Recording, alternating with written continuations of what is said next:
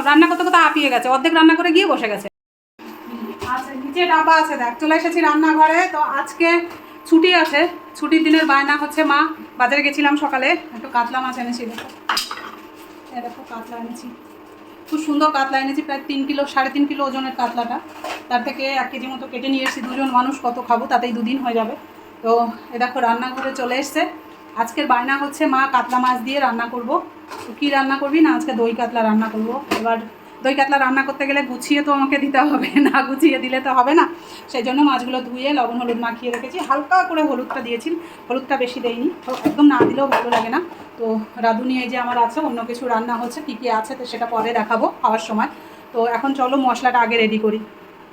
দই কাতলার জন্য যেটা দরকার সব থেকে, সেই মশলাটা আগে তৈরি করে নিই। তো দাও দাও দাও দাও। এই পড়লো কাজু, এই দেখো কাজু, এই হচ্ছে চাল মগজ, দেবো পোস্ত, ওগুলো একবারে শুকনো গুঁড়িয়ে নিয়ে তারপরে একটু জল দিয়ে পেস্ট করে নেবো। একটু হালকা গুঁড়ো করে নিয়ে এর ভেতর দিয়ে দেবো কাঁচা লঙ্কা আর দেবো টক দই। এটাকে এবার পেস্ট করে নেবো। এই হচ্ছে এর মশলা। চলো মাছগুলো দিচ্ছে, হ্যাঁ দে। এত ভারী, এত স্লো, এত ভারী, এত স্লো। হ্যাঁ ফার্স্ট টাইম রান্নাঘরে ঢুকলে এত স্লো হয় না।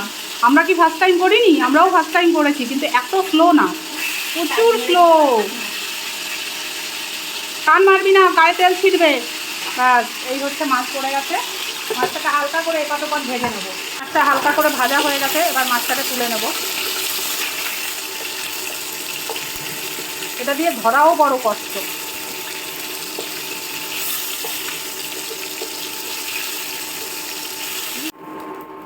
তেজপাতা, গোটা গরম মশলা ফোড়নে পড়লো, এটা হালকা একটুখানি দিয়ে এইবার দিয়ে দেবো মশলা। বাটি ধুয়ে জলটা দেবো, এবার দিয়ে দাও লবণ। মশলাটা একটু ভালো করে কষিয়ে নিই। দেখো তেলটা ছেড়ে দিয়েছে, এবার দেবো জল। গরম জলটা দিচ্ছে এই আমার রাঁধুনি। এই করলো গরম জল, বাস বাস বাস বাস বাস বাস বাস বাস, আর না আর না, একটু আরেকটু ফুটতে দেবো। এবার মাছগুলোকে দিয়ে দিচ্ছে। চলো চলো চলো চলো চলো, বাস এই মাছগুলোকে দিয়ে দিয়েছে আমার রাঁধুনি। মাছগুলোকে বেশ একটু ফুটতে দেবো ঢাকা দিয়ে, এর সাথে ফুটুক একটু।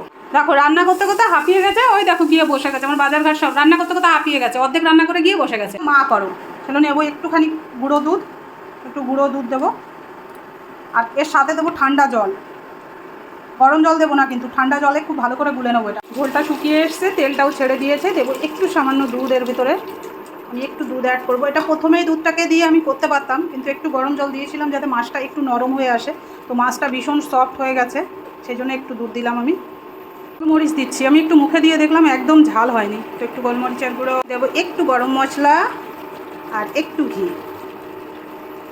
একটুখানি ঢেকে রেখে দেবো, নামিয়ে দেখাচ্ছি কেমন হয়েছে। চলো নামিয়ে দিয়েছি, এবার টেস্ট কেমন হয়েছে সেটা খেয়ে বলবো।